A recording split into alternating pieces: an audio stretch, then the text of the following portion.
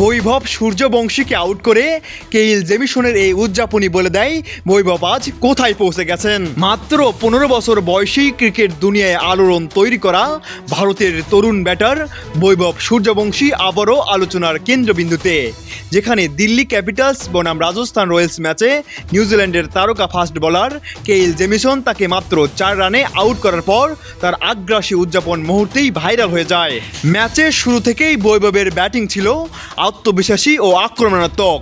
কয়েকটি বলেই তিনি বড় শটের ইঙ্গিত দেন, কিন্তু জেমিসনের নিখুঁত ডেলিভারিতে দ্রুতই থেমে যায় তার ইনিংস। আর সেই উইকেটের পর বলারের জোরালো ও আগ্রাসী সেলিব্রেশন নিয়ে শুরু হয় ব্যাপক আলোচনা। তার এই উদযাপনই বলে দেয় বৈভব সূর্যবংশী আজ কোথায় পৌঁছে গেছেন।